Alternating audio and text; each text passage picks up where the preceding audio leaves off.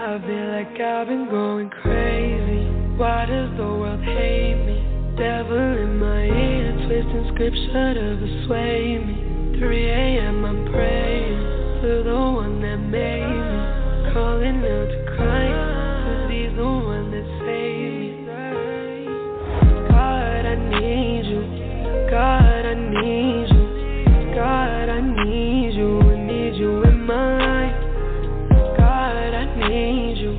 I'm looking, see it through. God, I need you. Your son, you paid the price. I'm feeling so alone. I can't take anymore. I wanna up and go. This world is not my home. I used to be afraid, had to pray it away. I know the tide's the game, so I speak it unashamed.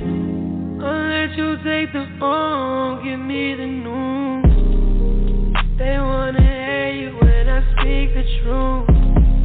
I got no opinion, it's all from you. And God, I gotta tell you, I feel like I've been going crazy. Why does the world hate me? Devil in my ear, twisting scripture to persuade me. 3 a.m. I'm praying to the one that made me, calling out to Christ, 'cause he's the one that saved me. Oh yeah. God, I need you. God, I need you. God, I need you. I need you in my life. God, I need you. I'm looking, see it through. God, I need you. Your son, you paid the price. I was in the world playing both sides. Then I came back and I realized, then I'm dead on the inside. The words don't save, you can take the pride away. In a rainy day, I don't need the fame, 'cause my God gives me faith. Don't go, gotta know, why does your love overflow? Why did you come and save me? I don't want sin no more. No more. I don't want sin no more. No. I feel like I've been going crazy. Why does the world hate me? Devil in my ear, twisting scripture to persuade me. 3 a.m. I'm praying to the one that made me, calling out to Christ, 'cause he's the one that saved me.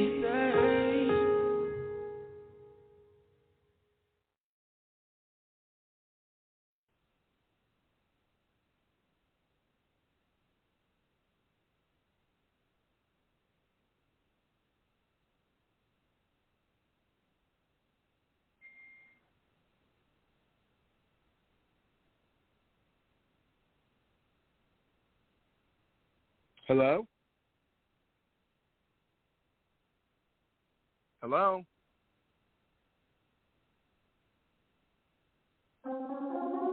Yeah, yeah. Yeah, yeah. Look. I run a business but don't rock the suit. Yeah. I took it for Andy, but it is the truth. Yeah. I'm all about God, my life is the proof. Yeah. But don't take my word, come look at my fruit. Look at my fruit, it is the proof that I'm in the vine and God is the root. Source of my strength to help me produce. The move is I plant, but I am not Groot. Guardian of my galaxy, risen king is no fallacy. Don't believe in no captaincy, unless it's Lord and all captaincy. Yeah, probably didn't get it, went over your head like a ceiling. But that is revealing, 'cause living in him there's no ceiling. Yeah, I swear it's no ceilings. Person Miller, no limits. He set you free with no gimmicks. Get it? I promise. He can reach the most cynic. Even stump the worst critic. Have atheists repenting. Screaming he saved me. The one that I hated to save me. I thought it was great me, but now I just feel like a baby. You just got the new life. Walking in the new light. You used to wanna do wrong. Now you wanna do right. Jesus. I bet my life that he's real. Sacrifice 'cause he's real. They gave you life 'cause he's real. Jesus. I bet my life that he's real. Sacrifice 'cause he's real. They gave you life 'cause he's real. That's real, man. You just gonna let that breathe. Let it breathe in. Nah, come on back. Forever stay on my grind. No relax or recline. Transform the to my mind, so I keep on optimist grind. He is leader, king, Lord, living logos, two-edged sword. I promise daily I use it. It's my holy influence. No need to flex to prove it. This is more than just music. Yeah, my whole life to get folks to heaven, my goal life. And I'm not a reverend, but so light. Cause I bring the truth where there's no light. To give them a chance to get so right. So they can repent and confess Christ. Yeah, Micah.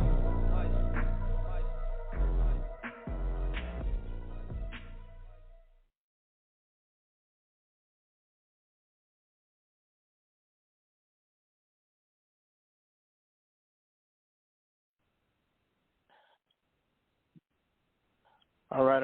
Let's try this again. Can y'all hear me now? Yeah, we can hear you. Hello. Hey, what's up? Don't know Is what this Orlando? Going on there. Yes. Can you hear me, Orlando? Can you hear me, bro? Yes, I can hear you. Yes, I can hear Good. you. How you doing? Good. All right. Yeah, not quite sure what was going on there. Just a major glitch One of them bangs. in the Matrix.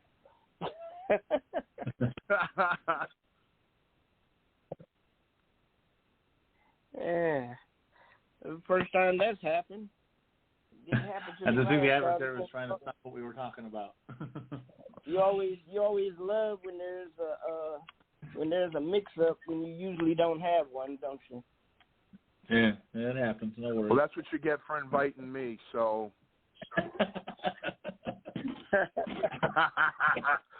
That seems to follow me. Oh, it normally works fine, but then you showed up and now it's not. Yeah, okay.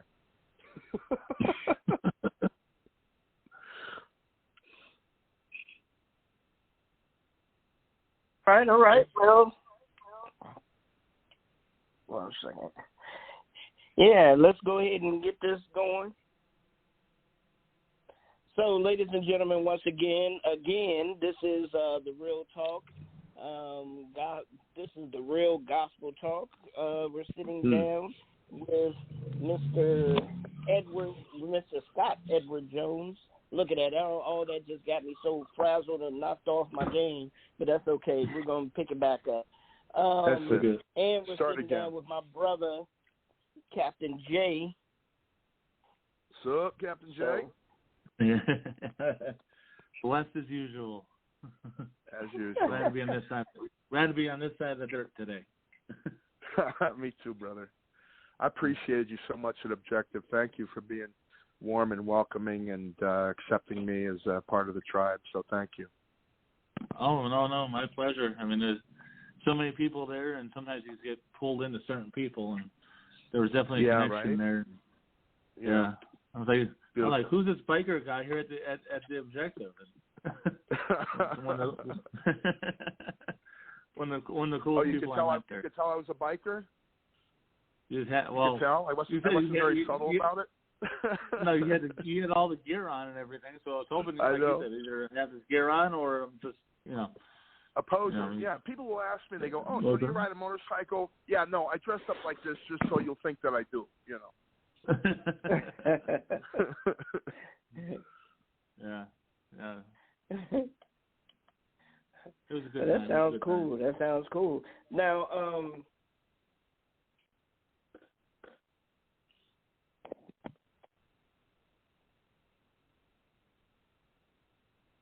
Did we lose you, Orlando? I think we lost Orlando again. I can hear you, Jay. I think we lost Orlando again. Okay. Oh, no. Technical difficulties again. Again. That's all right. Get used to it if you're going to be hanging around me. Okay, so I'm not going to England with you, I guess, or the UK. Hey, so what's your dear wife's name? Judy. Judy, that's right, Judy. I didn't talk to her at all. I hope she didn't feel like I was ignoring her, or anything like that. Oh no. She's not a very people-y person sometimes. So okay, no, well, good. So yeah, so many people, so much going on. So no worries. Good. How is Judy doing? right now, not feeling well. It's been a lot. It was a long week in Nashville, and yeah, it was. Yeah, and then this morning we got back to our Saturday morning farmers market. It was early morning, late night last night, early morning today, and today I'm just tired. I'm just going to lay down. So. Yep. Well, if I wasn't talking to you, that's what I'd be doing right now. So just so you know, you guys, I put you before my nappy poo. So there you go. Well, I appreciate it.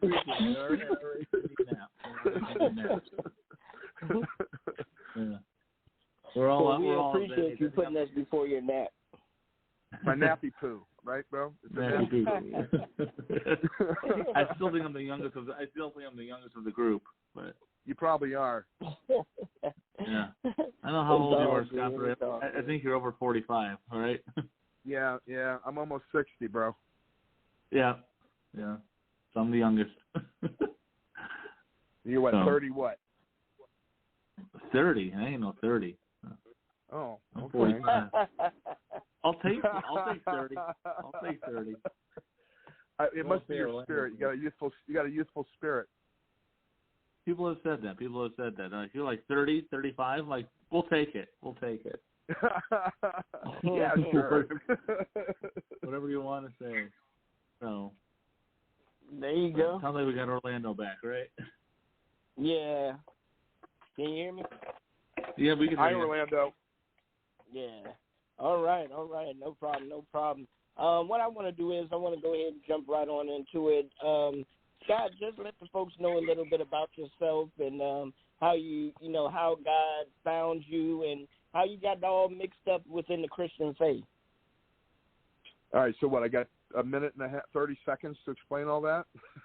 Nah, you just go ahead and speak from the heart, bro. Don't even worry about a time. All right. Well, okay. Well, first of all, my name is Scott Edward Jones, and I want to thank you, Orlando. I want to thank you, Brother Jay, for inviting me and creating this opportunity for me. I'm humbled and honored that you'd ask me of all the people. So thank you. Yeah, well, I guess my story goes, I was born in 1965 and in Boston, Mass. 1975, we moved to a little town called Meadville, Pennsylvania. And I was raised there from about 75 till around 87 or so when I left. And I literally ran away from home. I was 17 years old with the circus. Three-ring circus. Wow. Yeah. And I also traveled with the carnival for a couple of seasons. That was quite an experience. I'm a combat veteran. I served in Afghanistan, boots on ground in Afghanistan, 2010. At the age of 45, as a National Guardsman, I got activated. Yeah, and then I spent the next 10 years trying to journey back from that experience. Yeah, God's just been doing a mighty work in my life since this pandemic really sharpened things up for me. And I've just got this passion and this drive to want to just serve God. I don't care if I'm playing a guitar or pushing a broom. It just doesn't matter. As long as where God wants me, that's where I want to be, serving Him by feeding His sheep.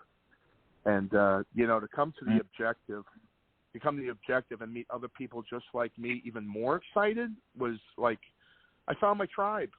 These are my people. Where have you been, Mm-hmm. Yeah. So as far as my walk with the Lord, I've always had a conscious contact with God ever since I was a little boy. My parents were not particularly religious. My father never went to, I don't remember, even Easter and Christmas, I don't remember my father going to church. My mother, she would pick a church, for 4 or 5 months, and then they'd they'd offend her. And, we wouldn't go for months, and then we might pick a different type. So I've been to Methodist and Baptist and First Church of the Nazarene, just like they had with the school at Tribeca. I wound up choosing Assemblies of God for myself. But yeah, I was the kid that I would take myself to church on Sunday mornings. Everybody else sleeping in, I'm going to church. Yeah. So and I remember, you know, as early as the age of 5, you know, writing songs, singing songs unto the Lord. You know, I remember my very first song it was called "Got Me a Spankin'." You know. Yeah, I'm in my room, you know, got me a spanking, ain't got no dinner. Oh Lord, why? You know. It was a blues song. and I've been singing ever since, you know. In my heart, in my mind, you know, so forth and so forth. So that was, you know, my first recognition of being, having a connection with God through music, you know.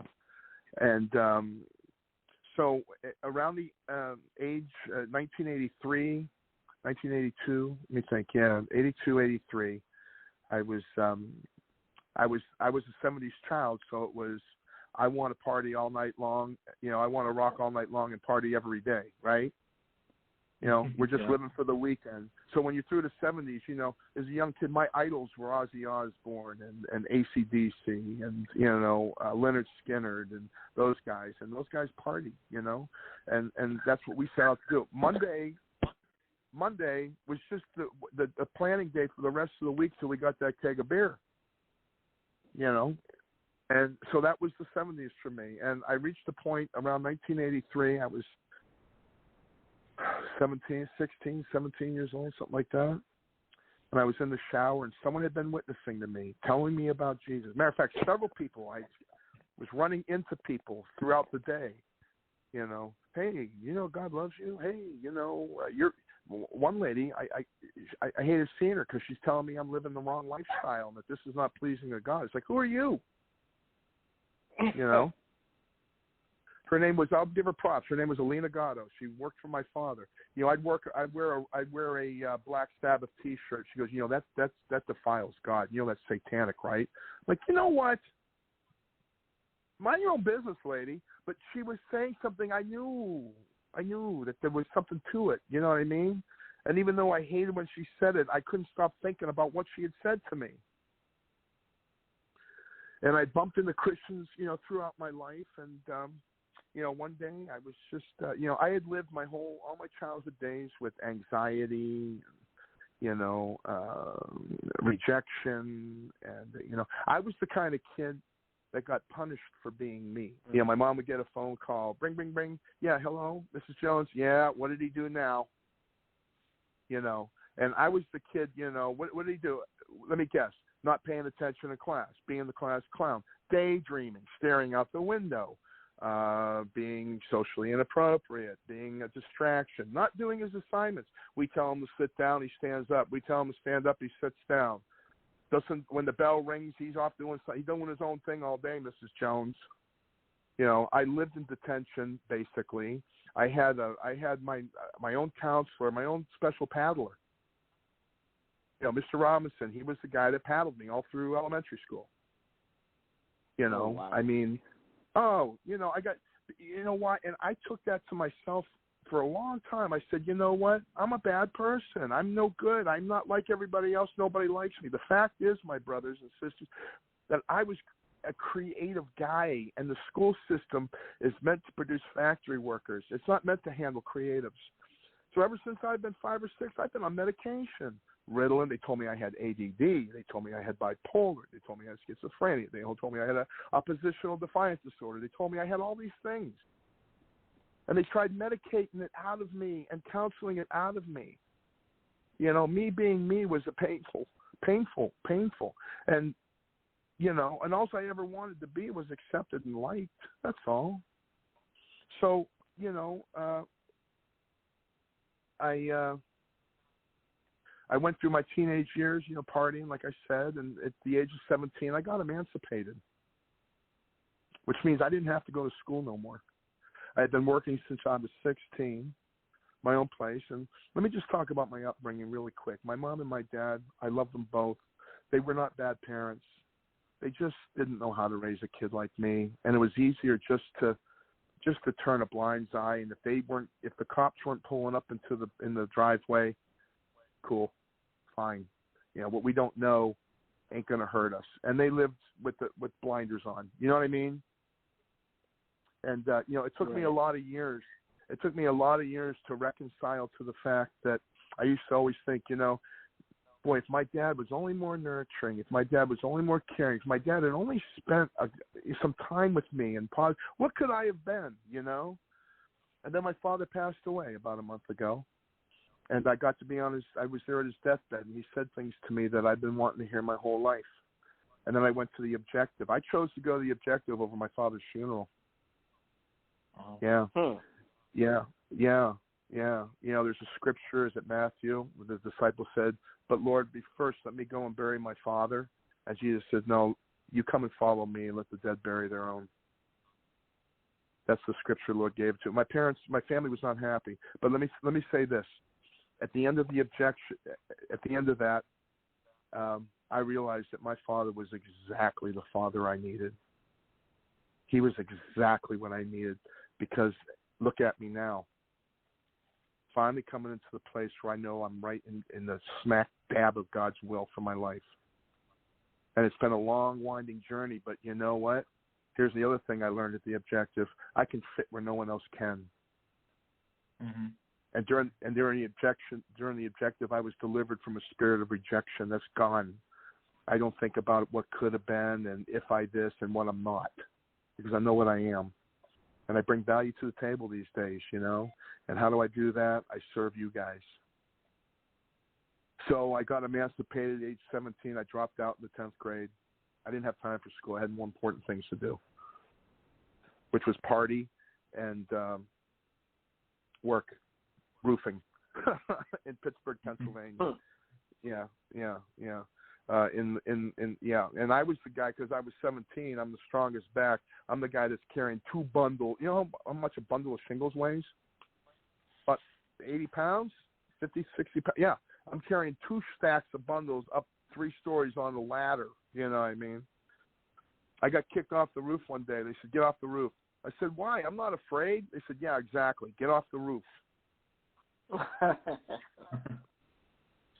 So, you want me to keep going, or do you want to ask a question at this point? I feel like I'm dominating. You can keep going if you want to. All right, if you want me to. So, all right, so I got emancipated, and then that's when I was, you know,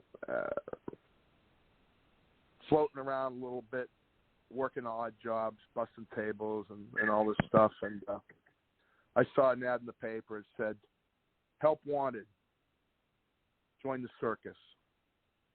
I said, yeah, you know what? Let me do that. My bag, and I'm walking to the fairgrounds, which is at the top of a mile-long, very, very, very steep hill. And as I'm walking up the hill, the circus trucks start going by me, right? This was a 3-ring circus, an actual 3-ring circus. You know who our headliner was? Tiny Tim. You guys remember Tiny Tim? Tiptoe through the tulips. Yeah. Yeah. He was our headliner. So the circus trucks are going up with the color, you know, the pictures of the lions and the tigers, and with lions and tigers and elephants and the whole 9 yards. And one of the last trucks in the row was the tent truck. It was on a giant spool. You spool the truck. The tent's like 50 yards. This tent, 40 yards long, 35 yards wide. And there's a bunch of young guys sitting on the back of that, and the truck is down in first gear because the hill is so steep. And they go, "Hey, you want to join the circus?" I said, "Yes." They said, "Come on." And I ran up. They pulled me up, and off I went.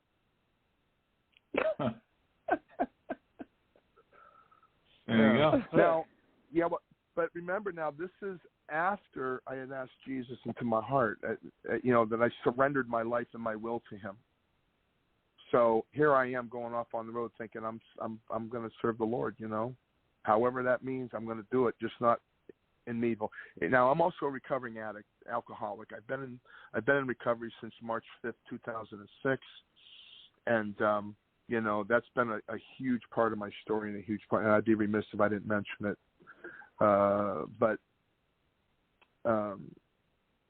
Yeah. So I traveled around with the circus for about a month or so. Hard work, 17, 18-hour days. They lock you up at night, and they abuse you. They treat you bad. And everybody in that circus crew was addicted to meth. Seemed to be the drug of choice, or cocaine. And so I lasted about a month doing that, and then I came home, and my uncle. I wasn't even home a day. My uncle comes and he says, "Hey, I heard you're in the circus. Pretty hard life, huh?" I said, "Yeah." He goes, "You want to join the carnival?" I said, "Yeah." My bags weren't even packed. I said, "Let me grab my bags." In his van, and off we went. Now, I had a little bit of experiences because from the age of about 12 or 13, the Crawford County Fair, we come to the fair every year, and the highlight of my summer was working at the fair, working on the games, hanging out with the carnies. It gave me license to flirt with the girls and be somebody I never had been, that I couldn't be, you know what I mean, outside of the carnival. And it just gave me something that I'd always wanted, you know. And then I also made money, you know. I'd make $200 or $300 for the week. That's a ton of money back in 1980 something, you know, for a 13, 14-year-old kid. Yeah, it wasn't even, it would have been 70s. Late 70s through the 80s, that every year I couldn't wait for the carnival to come to town, the fair. So I said, yeah, and off we went, and we started in New York, and I went all the way down to the Florida Panhandle, and I got down there, you know, and part of this was a geographical, you know, cure for me. I mentioned AA.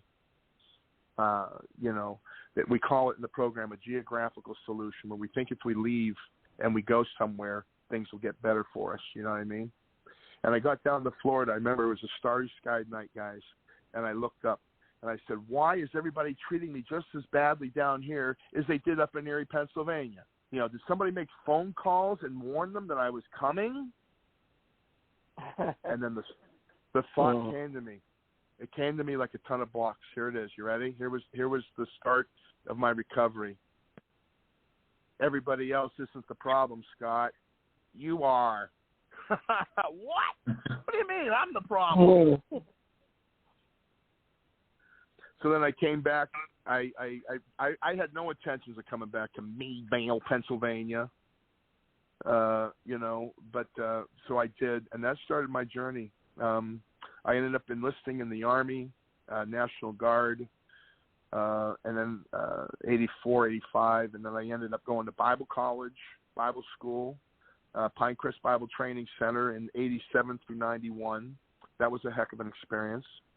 And then when I left Bible school, things didn't go the way that I expected. And I started my Jonah experience, running from God. You know, I had felt that, you know, I knew God existed. I knew he was a loving God. But you know what? I thought he just had a weird sense of humor, and watching me suffer was somehow, he was cool with that. He was cool with that, you know. And what happened also too, and this is kind of key to my testimony, is when I went through Bible school, when I graduated, when I got out, things happened, and I was called to question that still inner voice. And I was put in a position where, you know what? If me obeying that voice gets me here, I can't trust that voice anymore. I can't trust that unction. I can't trust that. The thing that I had trusted for 2 or 3 years beforehand as a newbie Christian, that, you know, you act on it and it works out. You go, oh my gosh, what a coincidence, right? You realize it's not coincidence anymore. It's, you know, God choosing to remain anonymous. But you feel that power. You respond to that inner knowing voice, you know, that unction. Well, that was called into question, and I couldn't trust it. I wouldn't trust it. I was lied to. I thought God was just, you know, it's not that he had it out for me. He just, you know, whatever happens, happens. And so I got to take control of my life. Forget this surrendering my will, right? I can screw my own life up. I don't need God's help. Trusting you, Lord, doesn't work out for me. I actually said that, you know. And for the next 10 years, man, you know, I wandered. I got back involved in drugs and alcohol, and the irony is, I ended up getting married, and I was a pretty good church guy.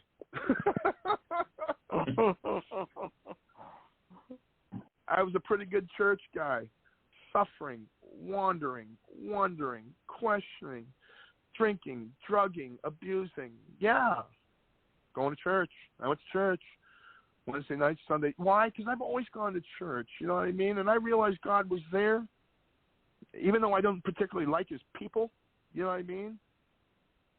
They don't get me. They don't understand me. I'm the weird one. You know what I mean? No one gets me, right? Yeah. And I felt just totally misunderstood. I felt just rejection all the time. You know, back to my parents real quick. My father wasn't a bad father, but he didn't pay any attention. You know, he taught me from an early age not to need him. You know, you get in trouble, Scott, you know, because I was always getting in trouble. You get yourself in the gym. You get yourself out. You know, you want to open your big mouth. You want to don't come to me looking for help. And he proved that to me a couple of times where I needed him. And he says, yeah, no. Yep, nope. I mean, at one point I went to my father for a hug. I got a punch in the face. Wow. Yeah. That blood splatter remained on the door in that one room for years afterwards. I was reminded of it every time I walked in the door. I see that blood scrapes when I went to go give my dad a hug, and he punched me in the face, you know. So he taught me, don't need him, you know.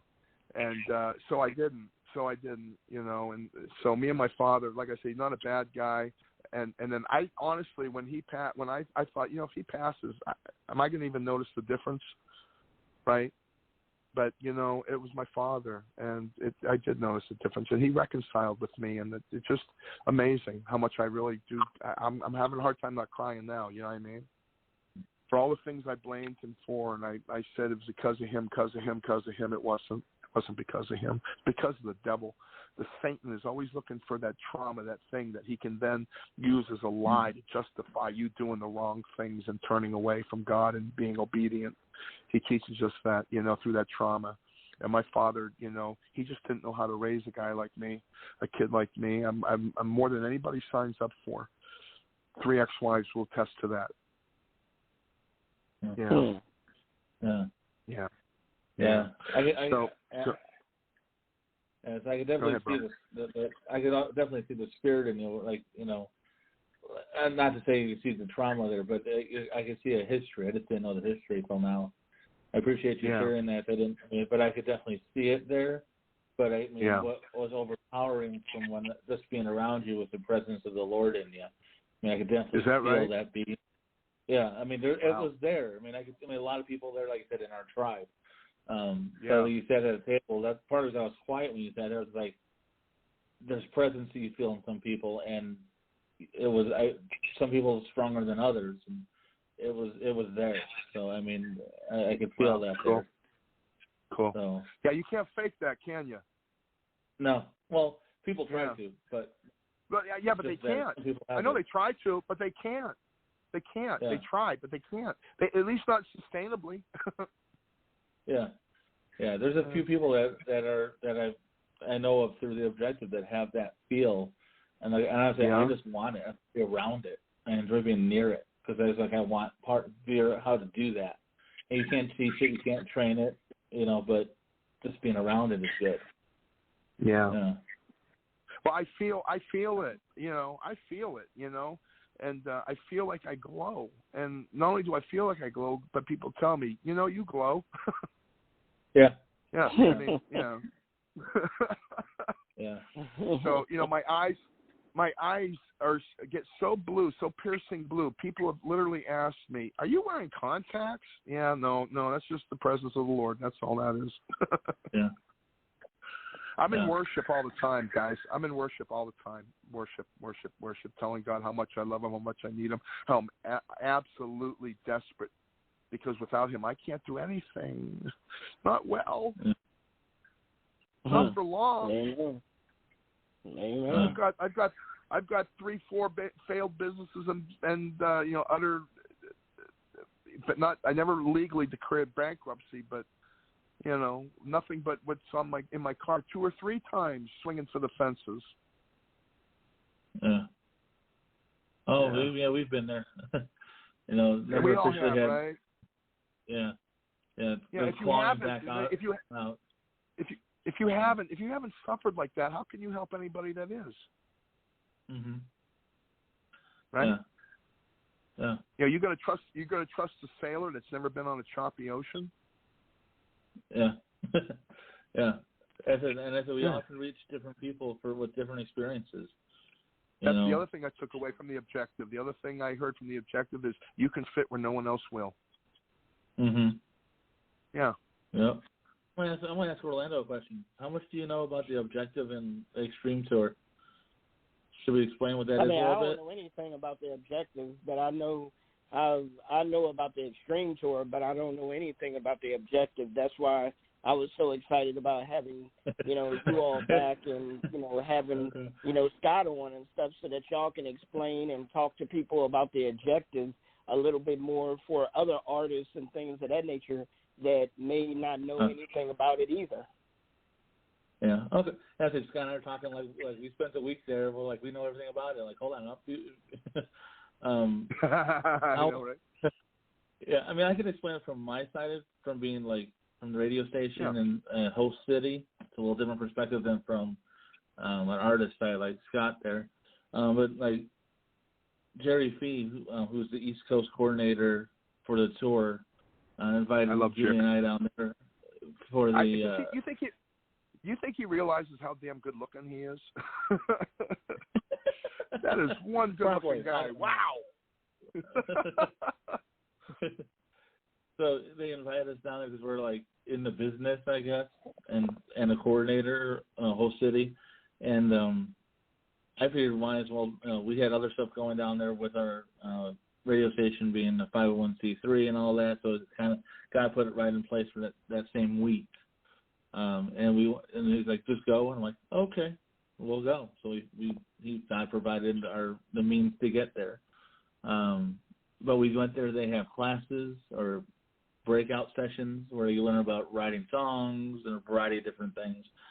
Singing, vocal training, anything like music related, everything, every aspect of music and the business. Yeah, and the art, they covered it there with industry experts that, they've already excelled in their craft, Yeah. So, I mean, from my perspective, like, I'm learning some stuff from an artist's perspective kind of thing. I'm like, okay, I see how that is. And I don't know that, but it's also networking and just meeting people. I mean, that I'm like, this is who the church is missing. Those people on the fringes. Like Angelo that does the... was it Gallery Cat? I think that. Hopefully, I got that right. What if you? He's one of those guys. I feel that power coming from. You just want to be around the guy. You know what I mean? Mm-hmm. Yeah, he does. Like, he's got that aura too. Yeah, and he does people. And like, I told my wife, I told Judy. Yeah, I go. These are the people that the church are missing. I mean, there's church folk. They go Sunday and Wednesday and Christmas and Easter, kind of thing. And then there's these folks that I'm like, these are the people. This is who he's calling. And it was just like Sunday morning we had, it was the final, before we went to do the block party, Sunday morning worship. I'm in a small room with, 150 people, you say, Scott, probably in there? 200 people? And just worshiping. I mean, that was powerful. I mean, it was. But to even have that offered is a unique and original and never, you wouldn't expect a thing like that. You're going to have like real worship in the morning. Just praise actually is what it was. Praise, yeah. Yeah, it was praise, just... Worship is when we tell God. Praise is when we do it together. Yeah. And it was, basically it was 4 days of learning from the industry experts. We have people from bands that have made it, to like that were Grammy nominated folks, Grammy winning folks. Multi-million album selling bands, famous bands, bro. Here if the people on the council, on the staff there, they were either famous or what they did was famous, or or they worked for somebody famous. Yeah. Like worldwide established, renowned people. Yeah. Yeah, and you're just in the presence with them. Like, these are people that are not just, on the bottom. None of them were paid to be there. None of them were paid to be there. Every single one of them everybody on this in the Extreme Tour. The objective is volunteer. Nobody draws a penny. Not even the founder. Yeah. Ted ruined his story. He tells his testimony. He banters a lot. But he tells his story. He's just got a heart for people, and he explains everything. And, and it's like 4 days of that. You get 4 days of just pure, I don't know how to explain it, just God's presence, for 4 days. Well, it went from 10 in the morning to midnight, and then there was the after parties. Which I got to go to a couple, and what the after party usually was, actually it always was, is people getting to know each other and praying and sharing and encouraging and just, that intimate little group of half a dozen people or so that are just, it was the brotherhood, it was the fellowship, it was the spirit, it was everything that we've ever wanted, to find in a relationship with God, not a religion. This is not a religion. This is a way of living and thinking and being, and boy, we recognize each other when we run into each other. The spirit of the Lord, identifies and commiserates and testifies and witnesses that, this is somebody that we want to be around today. Yeah. I feel that and I get around people, and I feel God's love for you, brother. When I get in the room with you, I feel God's love for you. I do. Yeah.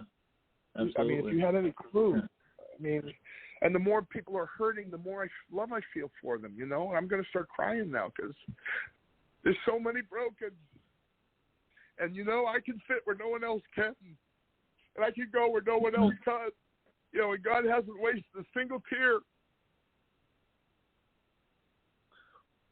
Amen. My life, your life, yours, Orlando, he hasn't wasted a single tear, bro. There's not one prayer that he didn't hear. Especially the ones that come from a broken and contrite spirit. The word says he'd never turn that away, ever. Yeah. Amen. Amen.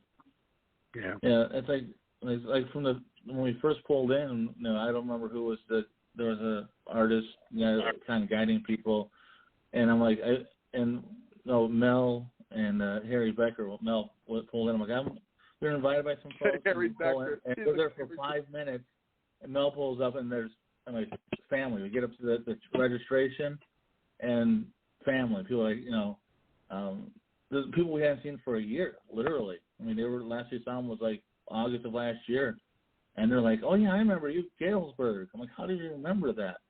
But it's like I want to walk into family. When you don't have family, like we don't, or at least I don't. It's like you feel it's good to have that feel. Both my parents are gone. I don't talk to my cousins or brother. In-laws are kind of there. So it's like we really don't have family. It's me and Judy and our dogs. That's what we have. But I walked in there, it was like I had family. It's like a family reunion. You can't explain that feel. So it's like I found my people. I found my tribe. These are my folks. We all look a little different. We all look weird. Some wear SpongeBob SquarePants socks. Might have different colored hair. Might have tattoos everywhere. Piercings in a variety of places. Like a filthy, dirty. Might be dressed up like a dirty biker. You just don't know. No, I don't know. I might have been a carny at one point. We don't talk about that. I've been in the circus, but whatever. And then there might be some guy that's from the northwest suburbs of Chicago, middle class, nothing special like me. But we can all reach people differently, and that's who God's using. So the weirdos. Let me share with you my experience because it's very similar to yours. When I came up to the registration table, do you remember Dave, the little blonde-haired guy? Yeah, David Chapman. I think that's who it was. Yeah, he comes walking up to he grabs my. He looks at me. He goes, "You know what? I can tell you've got a story we need to hear." He goes, "Welcome to your tribe." That's what he said to me. I broke down, and started crying. Bro. I started weeping in his arms. Yeah. Wow.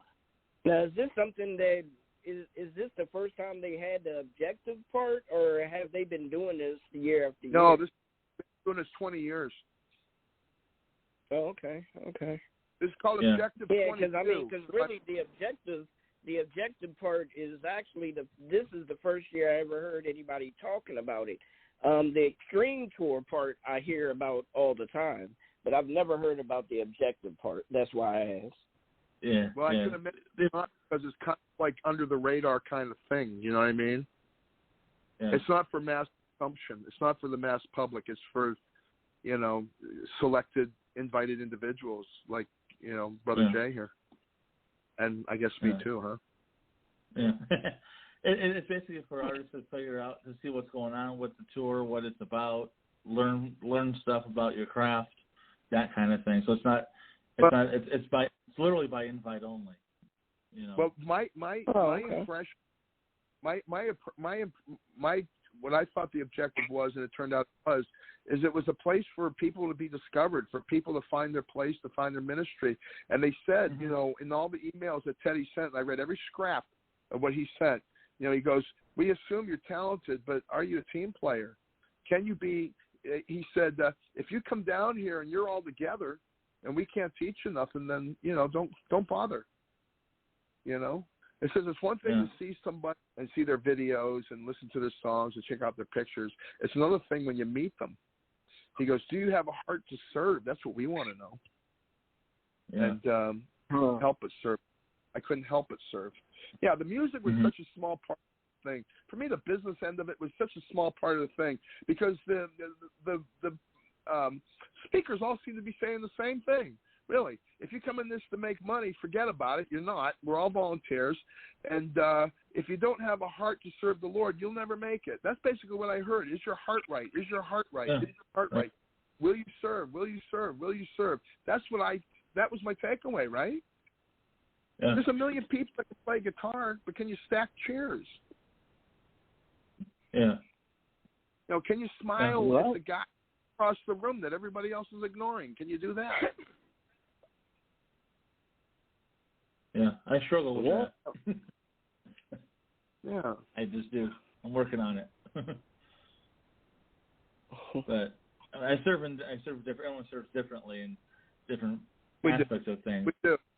Yeah, no, bro, I'm out there. I understand. I'm out there. I'm on the fringe. I mean, but the thing about it is some people may have come there to the objective and listened to that and say, well, they keep on talking about, if you want to come into this, for money, you're not in the right place. You're not really doing it for the right reason. People keep saying that because they keep seeing so many independent artists and so many beginners coming into it for the wrong mindset. They're coming into it to make money instead of coming into it, serving and doing what they need to do first. And they're coming into it like, oh, man, I can make this X amount of money, because they're looking at the Lecrae's and they're looking at, the Endeminios and all of them and where they are now, but not paying attention to where they actually started off from. Right. You're right. Yeah. Well, like children want what their parents have, but they don't want to work the 40 years it took mom and dad to get it. They want the house, they want the car, They want everything, but yeah, exactly. There's artists that have come through the objective and through the extreme tour that would be what they would consider successful, or have participated in the objective, before. Like Brian Headwell from Korn, he's participated in there as an advisor. There was Cade Rama, who's actually, I think he's out of Arizona. He's actually he's successful. I mean, writes beats and all that stuff. Well, he wasn't. He's usually one of the advisors or one of the teachers, but he wasn't there on this one. But he's a big part of it. He's toured with Extreme Tour. He's one of the teachers. How about John Thompson? Is a promoter for the Cornerstone Festival. He plays for I think it's Little Big Town. He's the bass player for Little Big Town. Yeah. Okay. Yeah. Yeah. Yeah. I'm trying to remember the other guys. I have horrible names. Noah Henson. Yeah. Noah Henson. Yeah, the iconic rock band Pillar. He produced. You ever heard of Kane Brown, a number one country Christian, or not Christian, megastar? Yeah, he produced his first album. Yeah, Noah Henson. He's the guy, the short guy with the big dreadlocks went all the way down to his knees. Yeah. Yeah. I saw him like that's the guy from Pillar. Like, I don't want a fanboy. It's the guy from Pillar. I mean, it's one of the first rock bands I listened to in Christian music, and I'm like, he's from Pillar. I'm like, I'm just gonna let him be. Let him chill. I don't want to be a fan. You know what? And he's just standing right. We went to leave, and I'm walk right past him. Like, he's a somebody in that perspective in the world's view, but he's just hanging out, chilling with people. That presence there. When I went there, I saw pictures. I looked at the book. I saw their pictures, and so I made the point to try and be around them. Not all of them, but some of them kind of stuck out to me, right? Like, say hi to this guy, say hi to that guy. And I just wanted to memorize their name with the picture. It wasn't until after I got home that I started reading the biographies. Thank God, because I wouldn't approach any of them either. Approach any of them. I wouldn't have. I would have been too terrified. Are you kidding me? I'm like, oh my gosh, I was hanging out with this guy. Are you kidding me? Yeah, I'll give you an example. Kevin McNeese, all right? He runs he's got a Christian music playlist site or whatever, 100,000 subscribers a month, and he's one of the 5 curators on iTunes that decides what music goes on what playlist. There's only 5 people there. He does that. Yeah. He's one of new release today.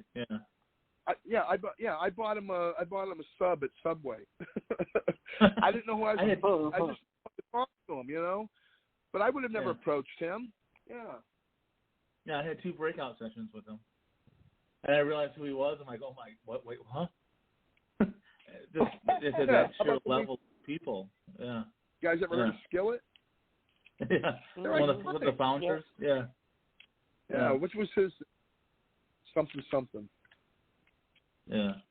Yeah. The people that are just, I mean, they're the who's who, and they're just there volunteering to try to help spread the gospel and give them the tools that are needed.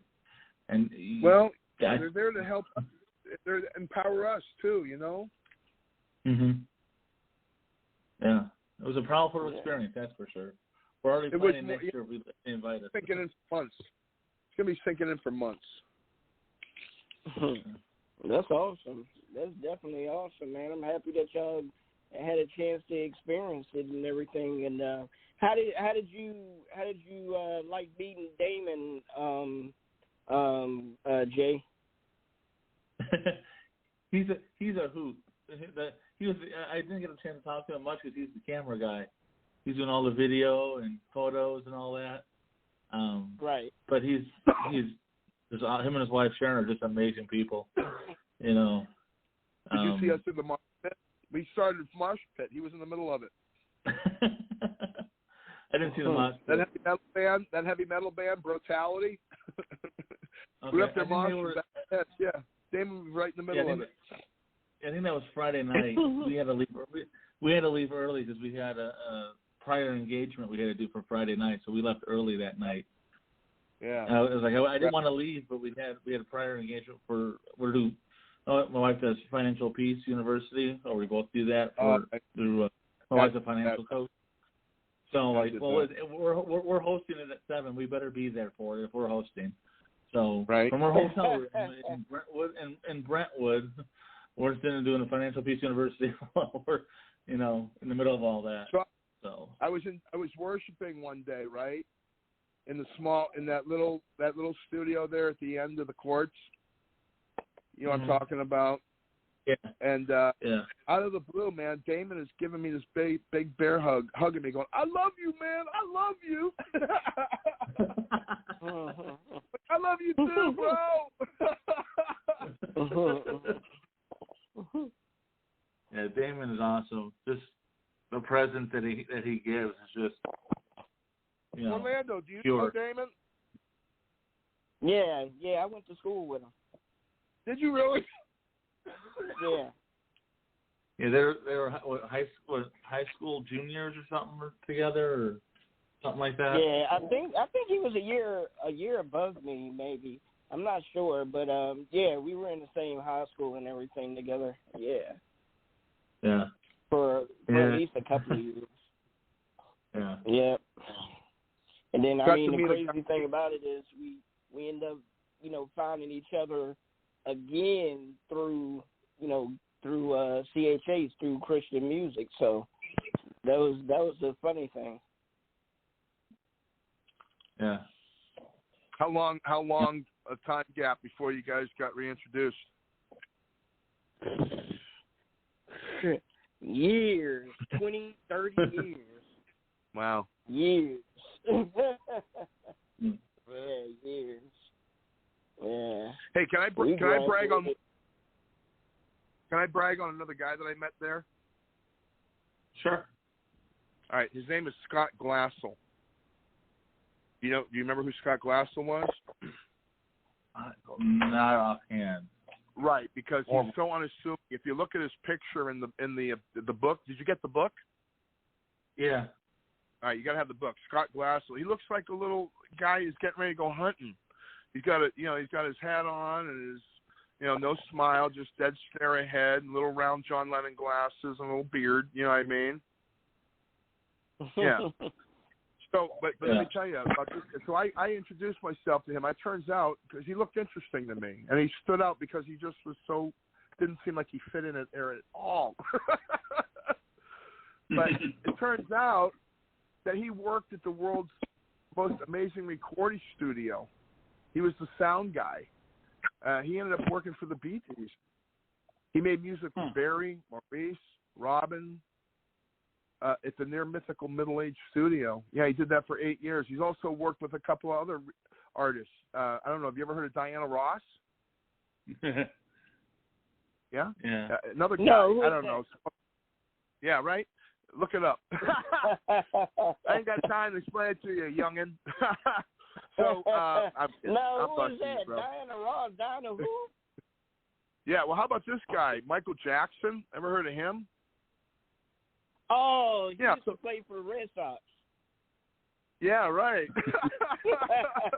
Oh, wait a minute. This says Michelle Jackson. I got it wrong. Yeah, and here's this guy sitting around just chilling. You know what I mean? It's like, wow. Man, that is awesome. That is awesome. So, and it goes on and on. So before time wraps up, out of all the people that y'all met, out of all of that and things of that nature, there's something that I want to ask both of you, and I know it's not going to be the same answer. Hopefully it's not the same answer. If it is, then great, but I'm hoping it's not. Each one of you, what did God say specifically to you? The reason why he brought you there after it was done, not before, but after it was done, like, okay, this is the reason why I brought you here, to build what within your spiritual walk? Either one of y'all can answer first. Go ahead, Jay. Okay. Well, after going, and we had the 8-hour drive back, I had time to think about things and everything. What I got out of it, like I said before, was to find my people, find my tribe. That I'm not the lone wolf kind of thing. I'm not an outcast. Well, kind of am, but then I need to go and help people and do things. Not worry about what society says in that aspect. I can't speak for Judy completely because she's not here in that aspect, but to put a fire under both of us to do his work. He's called us to do this thing we call ministry 6 years ago, and he's called us to do it, and we need to go harder at it than we had been. Just do it, and like Nike, no trademark infringement there. Just he was like, this is what you do, this is where you go, and I the faith level is in the world is dropping. I brought you in at this time to reignite it to the people that you could reach. And these are the people that could help you reach other people that you can't reach. And just, like, network with them, work with them, and come together, even if you might be in Pennsylvania, Virginia, Illinois, California, Arizona. We're all together on this. And just to do, he kind of gave me that, just go out and preach the gospel from wherever, and just go find his people. Go find, like Luke 15:4, like our what we use for our station. We're going to leave the 99 for the one. And it's okay if it's just one. It's not about the hundreds or the thousands or packing stadiums. It's about finding that one lost person. Like my friend that lived with us last year, at the Extreme Tour last year, a couple weeks after that, he found God. He was, Jewish and an atheist, was angry with God. He's now with God, not Christian yet, but he's found God. We found that one, and that's fine. It's not about hundreds, and that Extreme Tour pushes that. It's not about the hundreds. It's about the one. It's the one there, the one over there. We're not trying to get the hundreds of people, thousands. We want to get there, but it's not about that. You spend an hour talking with somebody, you spend an hour talking with that one person, if it helps them. So that's what I kind of got out of it. I think that kind of answers the question. Amen. Amen. Yes, it did. Yes, it did. Either way that you answered it, whatever you feel that God was speaking to you, it answered the question. Yeah, as you know, Orlando, I kind of go off on tangents and rabbit holes, and you're left, you're right, I go all places. Not the first time. Well, maybe that's what Judy's there for, to keep you tracking. You know what I mean? Be the bumper in your alleys there. Yeah. Somebody's got to keep me in the lane. Right. Exactly. That's what Judy's for. Yeah. All right, Scott. What about you? Well, it's real clear, and it's under the umbrella of what Jay shared about finding my tribe. But for me, and you guys were even part of that process, I got another confirmation, and I'll share with you. So was that I was delivered of a spirit of rejection over those 4 days. And I see now, because we had talked about that trauma that our parents impose, that create, and then the devil takes advantage. And then I told you a story about me went to hug my father and getting the crack against the jaw. I think that might have been the point, because I was young. That might have been the point where I thought, you know what, I can never be good enough for even a hug from my own father. Then who else is going to want to hug me? My own father gives me. You want a hug, you get a punch in the face. See, and that was used as a lie to then separate me from the love of my people closest to me, and God delivered me from that, and I'm not afraid to be me anymore. And I don't have to talk about and think about what I'm not. All right, because God has shown me that what I am is so much greater and so much better than what I'm not. And then if I just continue to walk in obedience to his word, submission to him, his voice, continue to worship him, I can trust that me is enough. And then if I show up, that'll be okay. And then I show up, and then, I just find out, where's that spot? What's that job no one else wants to do? Okay, I'll do that. Yeah. And I want to thank you guys. You were part of this healing process for me. And I'll wrap this up real quick. I've been commanded of the Lord for the last year: do not ask to play anywhere. Do not ask to do anything. And every time I did, I got slammed down and my feelings got hurt. And so I went into the objective with the same thing in mind. I'm not asking anybody for a card, a name, a number, nothing. And Jay, you're one of two people that gave me a call. There was one guy, I won't get into that story, that's a whole other thing, but you're the other one who said, hey, would you like to be on my radio show?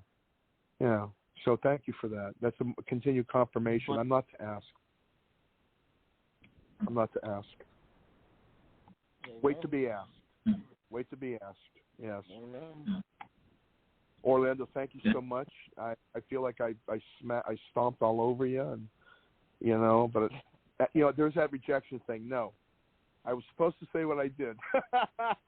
Yeah. I appreciate you letting me be me, bro. Thank you. There you go. I mean, that's what it's all about, and that's what it's all about. Coming on to this, the real gospel talk is however you feel. What is God speaking to you? Be you. And once you said, you were able to be yourself, and I've said this plenty of times, Jay can contest to this, that, I think, is the major issue within the walk, within Christianity, is that a lot of Christians feel like they can't be a Christian and have a relationship with God and be themselves. And that's why I think a lot of people walk around depressed. A lot of people walk around so somber because they're trying so hard to be this perfect person and be this, perfect image. But God made you to be you, to be who you are. You can still be who you are and still worship God. You don't have to change your persona.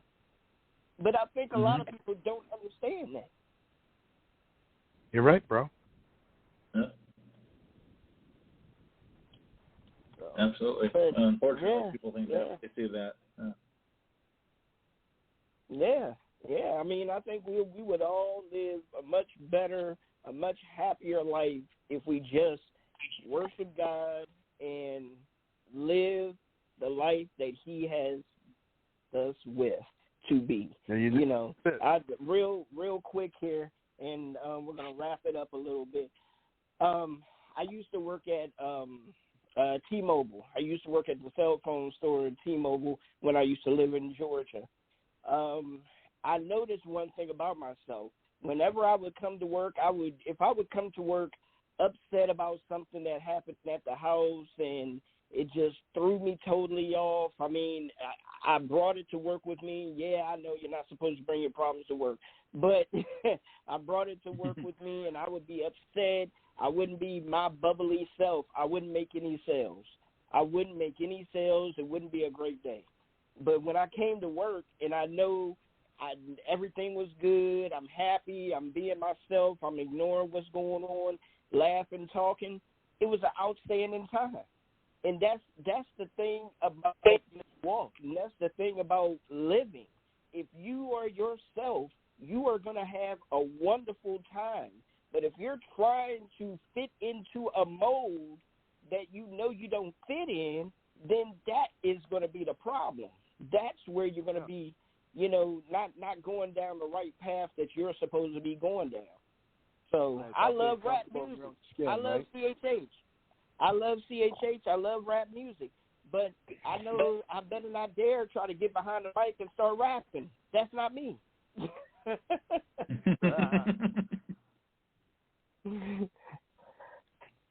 So most definitely. But as we're wrapping it up, I want to say sorry that Judy was under the weather. Brother, give her my love and my prayers and everything. Hopefully she gets, feels better very, very soon. Missed her being on the show. Also, I want to wrap it up and let Scott, I want you to end it off. Let the people know about your YouTube channel. Let them know about your music. Let them know about your ministry, what you have going on. How can they go about supporting you? And also, I wanted to let you know, I listened to that song. I think it's Summertime. I like that joint. It's a nice song, man. You should see the video for it. I did. I watched it. Oh, okay, cool. Thank you. He's like somebody watched it. Thank you. Yeah, right. Somebody. Oh, so you're one of the 70 people that actually saw it.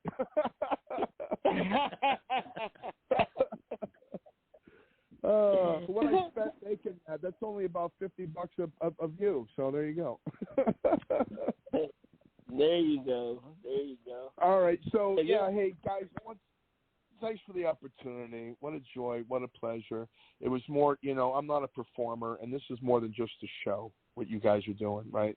You guys are a ministry, and you can fit where no one else can. And someone's, thank goodness we don't know all that how God uses us, because we might think maybe we had something to do with it. But there's no doubt this is going out and reaching somebody. So anybody who's hearing this that said, hey, God, just give me a sign, give me a word. Here it is. Seek me and my kingdom and my righteousness. Acknowledge me in all your ways, and I will direct your paths, whoever that's for. Okay? And if you want to check me out, my stuff, what I do, you can find me. I'm easy to find. Funky Sunday Party, all one word.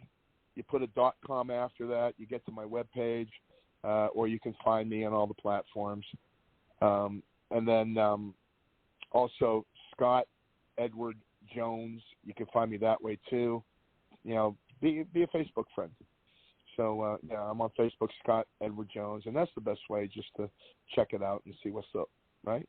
And everything's free. I don't charge nothing for nobody. So yeah, just come and enjoy, come and appreciate, and let me know that maybe it spoke to you. That's a paycheck that money can't buy. So amen. That's it. Amen. Amen. And I promise y'all, I'm gonna get this technical difficulty stuff straight for Wednesday night show for Orlando Presents. So I don't know what was going on, but it's all good. God got us through it, and we're back up and going, and it's all gravy, baby. So I love it. That's right. So until next Saturday, this has been The Real Gospel Talk with your man Orlando, a.k.a. Joe, with my brother Captain Jay and his wife Judy, which we missed her this episode. But and we had the awesome time of sitting down with Mr. Scott Edward Jones. So make sure y'all go check this brother out, look him up, see what he got going on. And if you're not familiar with the Objective 22, or if you're not familiar with the Extreme Tour, get in contact with some of these indie artists, because 9 times out of 10, they have been a part of the Extreme Tour before, or they're going to be a part of the Extreme Tour this year, and many of those indie artists need your assistance. They do not get paid. This is a volunteer thing. They go around to different states, and they minister, and they play their music, things of that nature. So they need your help. If you can help, great. If you can share, that helps out. Whatever you can do to assist these artists, try to be a helping hand and assist them. All right? So we're going to end the show off with, yes. Or one more thing, theextremetour.com. The Extreme Tour, the Extreme, not Extreme Tour, that's something else. The, www.the.extremetour.com. Everything's up there, tour dates, schedules, mission statement, and ways to contribute. All right, fantastic. Y'all heard it. Mark it down. And we're going to end the show off with my man, King David the Vessel. The name of this joint is called Blessings, and I hope God rains down blessings over each and every last one of y'all. Until next time, blessings.